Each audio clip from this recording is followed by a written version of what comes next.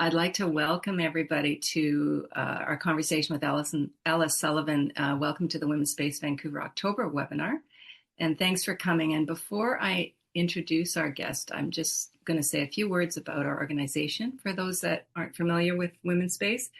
Women's Space Vancouver is a grassroots feminist group interested in protecting and reclaiming women's rights, including the rights to retain spaces in organizations that are created for women. We're a registered nonprofit society in the province of BC. And to find out more about what we do and what we stand for, please visit the website at womenspaceyvr.com or just put Women's Space Vancouver in your search and you'll find us. And I won't go into any more detail. You can go there and read all about our organization. And now it's my pleasure to welcome Alice Sullivan. Alice is a professor of sociology at University College London, where she's also the head of research at the Social Research Institute. And her research has focused on social and educational equalities in the life course. I thought that sounded really interesting. I want to know more about that now. She's published in areas including social class and sex differences in educational attainment, single sex and co-ed schools, reading for pleasure, that sounds interesting, social mobility, and health inequalities. And she's also written about the conflicts between scholarly and scientific values and gender identity politics.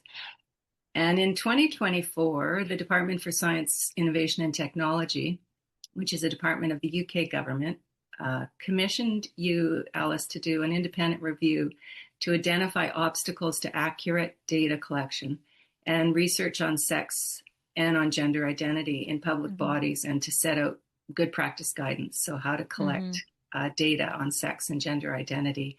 And just before we dig into your work on the UK review, I'm just going to take a detour for a minute, because in 2024, as well as the year you were invited to do that research, you were invited to give a presentation to the Canadian Department of Justice, I believe, on International Women's Day, on the importance of collecting data on sex as well as gender identity.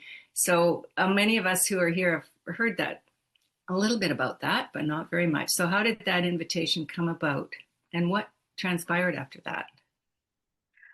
Well, the invitation came about because somebody bravely invited me. And then, I was no platformed, so it was all kind of set. It was going ahead. I'd been sent all the paperwork to, claim an honorarium and so on. And I had sent my slides in, and then I was just told this is no longer going ahead. So there had been a complaint from an internal LGBTQ plus staff network, and they had been given what they wanted, which was for me not to be allowed to speak on International Women's Day. Wow. Wow. Did anybody discuss that with you after, or say anything more than we're just not going ahead? No, so I asked questions, and I was not given answers. I think people were not authorized to give me answers. They had been told not to give me answers. And so I have put in a subject access request, and I expect to find out more eventually, but you may know that the Canadian government tends to drag their heels quite a bit on those kinds of things. And, I think the long and short of what happened will simply be that, whoever was in authority to make that decision decided to give in to the activists. Jeez. Okay. Well, I guess we're not entirely surprised probably here in Canada, but nonetheless, that was an official invitation from a government department, and pretty shoddy practice, pretty unprofessional. And, maybe there's people on here that I know I contact government departments and make complaints about things all the time. So there may be other people who want to look into that too, because sometimes people get back or they feel a little pressure anyway from that. But back to your research, your most recent research, and maybe because everybody knows a different amount about this kind of work. Can we just start with some real rudimentary definitions for people who don't know a lot about data and research that uses data? And so, what is the definition of data? And in the interest of what you're going to speak about today, how is data used by governments and advocacy organizations to build structures or provide services, benefit society or specific groups? Mm. What is it? So data can be, I suppose, any form of information that's collected and stored, really. And for the purposes of this review, um, this really, I think there's four key purposes of data collection. One is research, one is equalities monitoring. So where, we have legislation in the UK called the Equality Act, which has protected characteristics, including sex, including gender reassignment, which organizations have something called a public sector equality duty to record data on sex. So obviously they need to do that accurately. The third purpose for data collection is service provision. So an obvious example would be healthcare provision. If you don't have accurate data on your patients, then you are potentially going to harm them. And in the case of healthcare, it's clearly transgender people who are most at risk from that. Mm-hmm. And then there's also safeguarding. Um, and a really shocking thing for me that came out of the review was that we received testimony from whistleblowers saying that there were very young children, including infants, who had had their gender markers on their NHS, so National Health Service records, changed by a parent for no medical reason, and that it had been raised as a safeguarding issue and just not treated in the proper way. So one thing I'm very pleased about that's come out of the review is that Wes Streeting, the health secretary, has closed that loophole so that at least you cannot change in England, you cannot change the gender marker on a child's NHS record when they're a minor. Okay. Okay. So yeah, all of those purposes, quite different kinds of data, quite different purposes, but accuracy is really important across all of them. And accuracy, particularly on data on sex, is just fundamental. Right. Yes. And it's been collected that way for many years, and we'll talk about the slide at some point. Why did the UK set out to do this review, and how was it initiated, and why, and how did you get involved in it? Well, in the background to this was a lot of concern, both that data on sex was no longer being collected accurately, but also, a lot of organizations also want to collect data on transgender status, gender identity, and they didn't really know how to do that well. And I've always said throughout, the years that I've been writing about this and talking about it, that I want both of those characteristics to be collected accurately. This should not be seen as a zero-sum game. It's not either or. We need to collect both of those characteristics. Sex, by default, we should always be collecting it, but there are also circumstances where organizations will want to collect data on gender identity, transgender status, and they need to be doing it right if they're going to be doing that. So Right. I think that's really important, and it's something I often get misrepresented on. People sort of claiming that I don't want data on transgender people, and that's Right. just ridiculous. But yeah, so the previous government commissioned the review, and because I had been working on these issues for a few years, I was kind of, I guess, the obvious person to commission to do the work. Okay. Okay. And so, can you talk a bit about how you set about to do that, and what were some of the obstacles, if any? Anything about the process and who was consulted, that kind of thing. How did it roll out for you? Yeah, so the So I had a small team working with me on the review, and there were two strands to the review. The first one on data collection, and the second on barriers to research. And so the second strand was more focused on universities. But for the first strand on data collection, um, we first of all carried out a review of existing data sets, variables, guidance, what is happening both across government, across, research data collection, administrative data collection, and so on. We spoke to over 30 stakeholders, largely in government departments, but also including interest groups from across this debate. We held an open call for evidence so that members of the public could submit examples of data collection where they thought something was going wrong. And we also commissioned an expert legal opinion, because one of the barriers that we found that organizations were facing in collecting data on sex was kind of legal misinformation. So organizations had been misinformed that it might be unlawful to collect data on sex. And so it was very important to reassure them on that point, and also to be clear ourselves that I wanted to know that the recommendations I was making were not just lawful, but also helping organizations to fulfill their legal duties around data collection. Right, right.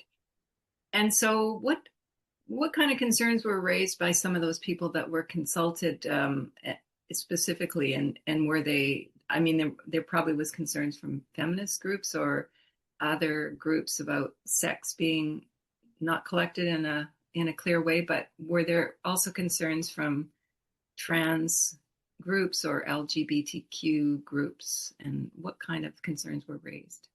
Yeah, so as I say, we mostly spoke to, government departments, Mm-hmm. fieldwork agencies, those kinds of groups that have a real stake in data collection. But we did speak to a couple of feminist groups who raised the kind of concerns that you would imagine about the loss of data collection on sex. And we spoke to a couple of LGBTQ groups. And, the LGBTQ groups that we spoke to, and, obviously recognizing the ones that were willing to speak to us might not represent the full range of opinion, but they were not saying, you mustn't ever collect data on sex. They were acknowledging that actually data on sex alongside data on gender identity is important. And so I do think that there is, a middle ground there, that most people, once you talk to them about this stuff, there's very few people out there that really think that no one should ever collect data on sex, which even Mm-hmm. makes it very strange that so many organizations have stopped doing it, as though somehow there's something wildly offensive about asking people what their sex is. Right, right. One of the things that really stood out when I was reading your research summary and looking at the graphs, and is that Hmm. you had a graph in there that was quite clear and powerful about sex and gender questions and surveys from 1946 to 2023 or 2024 in the Yeah, UK, and showing with the color bars, because those are really easy to sort of jump out and see what's mm, happening. The category of sex was used exclusively up to 1969, and then there was a little sliver, maybe one study that in the 70s and 80s that showed that gender was used maybe once, the word gender, and that's when people started maybe using gender in place of sex. And then from the 90s going forward, the word sex started gradually being replaced by gender, and then yeah, eventually adding gender identity, with now sex rarely being used. And so the last bars of color on there was that sex was, from being the whole thing and going down through this picture, was just a small, I don't know, 20-15% of the studies, or something quite small. yeah, And yeah. can you talk a Maybe bit we can about how edit that the process? slide into the recording of Yeah, this afterwards. But anyway, yeah, yeah. I mean, from sort of, so we used to have the variable sex with response categories, male and female, and we called that variable sex. Right. And then around the 1990s, really, it was when people significantly started to use this, what I see actually as an Americanism, which is Yeah. using gender as a euphemism for sex. And you'll notice Americans do this all the time, you know. You hear Donald Trump saying there are two genders, and you sort of want to Right, correct him, like there are two sexes. right, right. Um, so it is an American euphemism, but even so, at first, it didn't really matter that much because everyone knew that gender was just a euphemism for sex, and it was still a binary variable. But then it started to change significantly around 2015, and people started to use this term gender to mean something else entirely. But of course, not everyone will understand it in the same way. No, So then you've got a situation where some people think gender means sex, some people think gender means gender identity.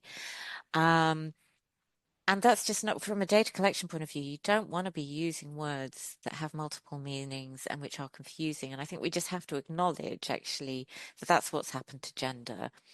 Um, and so one of the recommendations is really just to stop using the word gender. Use sex when you mean sex, and use gender identity or transgender when that's what you mean. Just using gender on its own has become completely confusing. So it's not a good term to use. right, right. And in Canada, like the US, people really love the word gender. It's almost used exclusively. I can't think of a recent time where I've seen sex in any kind of news report or research report. Mm-hmm.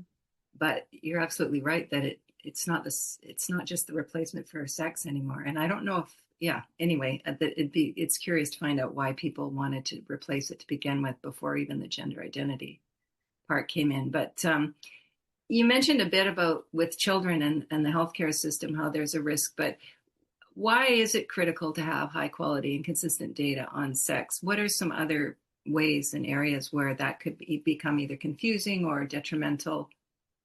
You know, what are the risks to the Yeah. general public or certain constituencies within the public?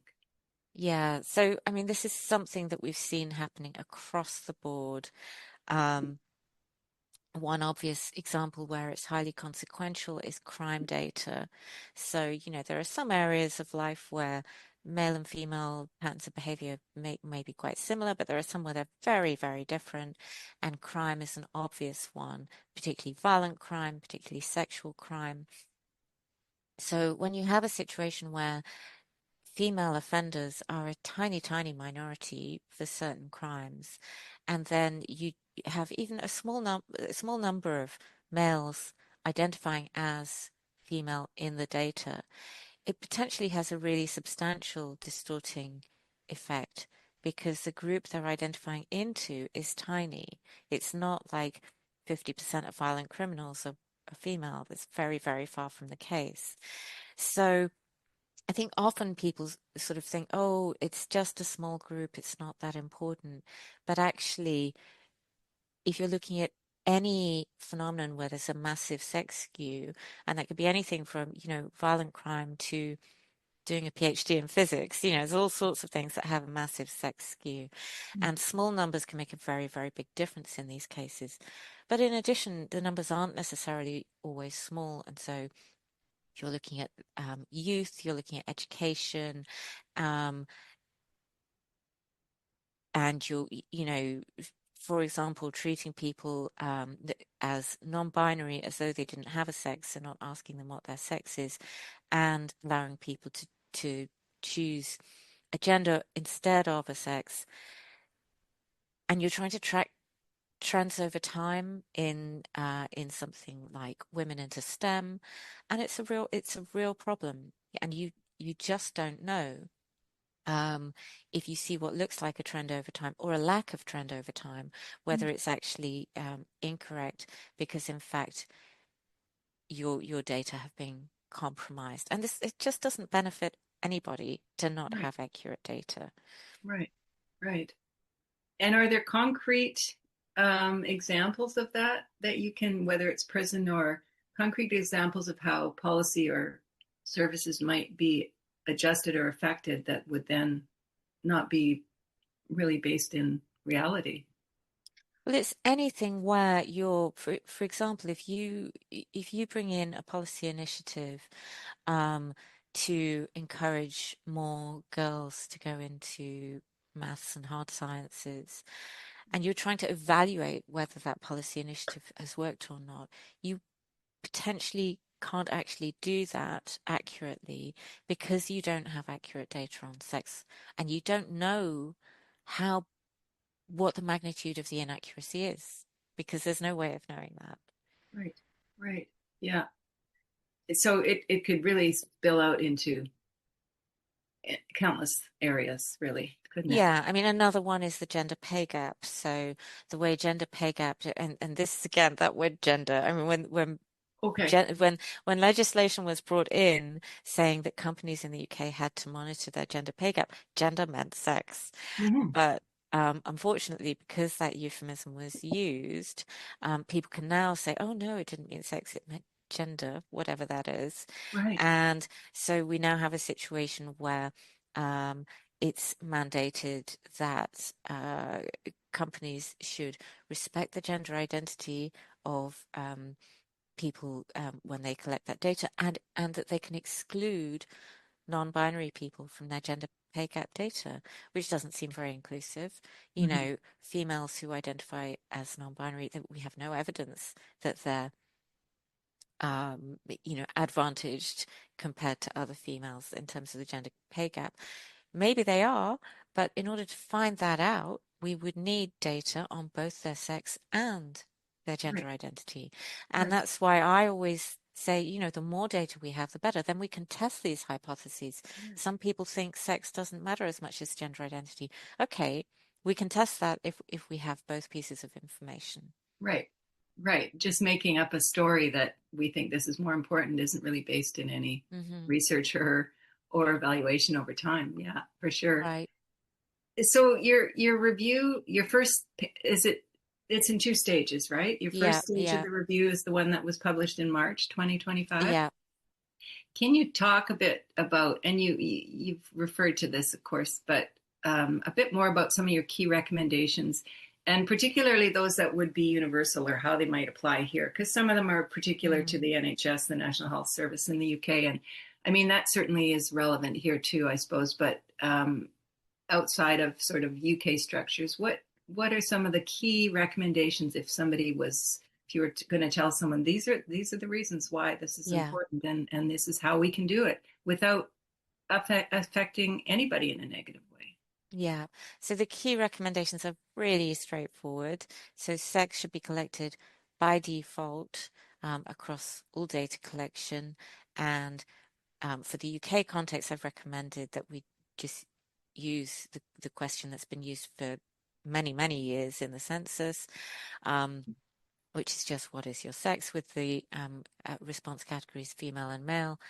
And that if guidance is provided, it should just tell people to respond in terms of their, whatever you want to call it, their biological sex, their natal sex, their sex at birth. We all know what it means. Mm-hmm. Um, when it comes to gender identity, what I've recommended is that, well, that is more complicated. There might not just be one question that we can straightforwardly recommend is used across all purposes. It depends on what you want to know. And I've outlined three potential sort of constructs that people may be interested in.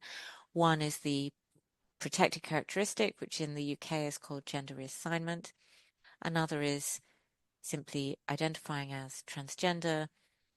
And the third would be a broader concept. If you were doing research into, say, youth identities, you might want a broader concept that includes people who may not identify as transgender, but for example, may identify as non-binary, because some people who identify as non-binary identify as transgender and some don't. So Mm-hmm. you may need a broader, so you go from a narrow to a middling to a broader concept. But the key thing is to think about what it is you want to know before you collect the information. And it was interesting talking to people in government departments when we spoke to stakeholders. They were all very clear that actually, and when it came to gender identity, what they wanted to know was the protected characteristic of gender reassignment.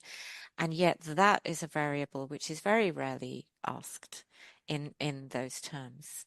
And of course, if you ask a broader question, then you're going to swamp the people that you're actually interested in. So you need to ask the question, and this sounds so like tautologically true. You need to ask a question that captures the thing that you actually wanted to know. And it's one of those things that somehow, when it comes to questions about gender, people kind of like they lose all their kind of common sense and logical thinking on these things, and so I think people have become quite confused about it.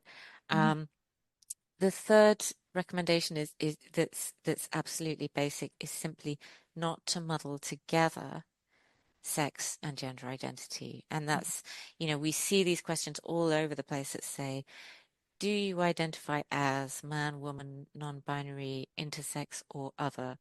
And that kind of question just doesn't give you good information either on sex or on transgender status. Um, so yeah, I would say those are the three key points. And if I had to add one more thing, it's that asking for very highly intrusive medical information effectively by asking people to say whether they are intersex or, as we would now say, have a difference of sexual development, DSD, that is just completely inappropriate, highly disclosive. People with DSD have a sex, and many of them find that kind of question very offensive. And so it's an example where organizations who've been trying to be nice, trying to be inclusive, taking rather poorly informed guidance from often from internal LGBTQ plus staff networks who don't know about data collection, don't know about data collection ethics, or the science of data collection, or the law. And that's where organizations have gone badly wrong. I think it's extraordinary, and for all the bad practice that I've seen out there, the fact that organizations are asking people to report on whether they have an intersex condition in all sorts of circumstances is really crazy. I mean, we had this public call for evidence, and we asked people to submit examples of data collection that they thought were not great. And one that kind of made me laugh was a fishing heritage museum in Grimsby that was doing a customer satisfaction survey and asking people if they were intersex. I mean, can you Wow. imagine? They do not need to know that, but it's become just a kind of a routine thing. Wow. And this is, again, it's just people asking for information without thinking, Right. do I need to know this? Is this relevant? Is it appropriate? Right. And why are they asking it, and how are they going to use it? What's the purpose? I think is they've forgotten Mm. the purpose. Yeah, they've Um, completely forgotten the purpose. wow. Isn't that something? Yeah. I know I went to a music festival this past summer, and that I've been to many times over the years. It's a big music festival in Vancouver, and they wanted an audience um, satisfaction survey, and they asked that question, and I just thought, that's the question you're picking here. Like, I think age would be an interesting thing to ask at a festival Yeah. like that. How are they directing their music to a variety of people? Are they drawing in new young people, since so many of these festivals have older people? And there are valuable things. This is for marketing, but are they going to be marketing to people based on their gender identity? Perhaps they are. Maybe that's what they're looking for. We'll get more of this kind of people performing, but it just seemed so random because it was the only really self-descriptor Hmm. in this survey, and it came out of left field. It didn't seem to make any sense to me. Yeah, and this is what's happening. I think it's just become sort of mindless. Mm-hmm. That if people see that everyone else is doing it, and so Mm, they do it too. right, right. Yeah, it's funny how people's minds shut down in other ways. They seem perfectly intelligent, and then they fall into this. Um, with well, that was pretty clear what your recommendations were. That all makes sense. It's very sensible, and this is the thing that nobody should be concerned about this, because, as you mentioned, this has a great effect on people who identify as transgender as well, because they need to be categorized, and then there might be services or information that would be valuable to Mm. collect for people for health reasons and other reasons. Um, how has your review been received, first by the UK government, I'll ask, and are there plans for your recommendations to be implemented in a broad way, or what has the result been with that? Yeah, so The review's been very warmly received by the government, and yet all of this is so deeply rooted in so many different areas of data collection across government and beyond that I mean, I think people sometimes describe this stuff as like Japanese knotweed. It's going to take a hell of a long time to dig it out. So sadly, the review has not kind of instantly fixed the problem, but Mm-hmm. it's a resource which I know people are using in order to point to what best practice looks like. And I have no doubt that we're going to get there. Mm-hmm. It's just, I think it is going to take a little while, unfortunately. Right. So you don't think it's going to be um, you don't think there'll be an instruction that this is now the way the federal government and all departments are going to implement research, or are people going to just take it if they like it, and maybe some Um, departments won't follow? so sadly, there isn't going to be a sort of top-down edict that would cover the entire government that would make it very nice and simple. Mm-hmm. Um, but I think that we will get there. I mean, I Mm-hmm. am optimistic that departments will start to follow this, and partly not just because of my review, but also because we recently had a Supreme Court judgment Mm-hmm. in the UK courts about the meaning of the word sex in the Equality Act, Mm-hmm. and stating that sex means biological sex. Now, that judgment made it very, very clear that the implication was that if you're collecting data for the purposes of equalities monitoring, then it needs to be, the sex data needs to actually be sex data, not gender Right. data. Right. So, equally with that Supreme Court judgment, there's been a remarkable amount of foot dragging, Mm-hmm. not just from government, from organizations all over the place, but you know, it's shocking because it is the law. It's not a change in the law, it's simply a clarification in the law. Mm-hmm. And yet it's taking a long time to be implemented, but it will be implemented. Mm-hmm. So these things are frustrating because the kind of bad practice that we've seen came in very quickly, and without any kind of expert backing. It just kind of, certain activist organizations asked for this and it just happened.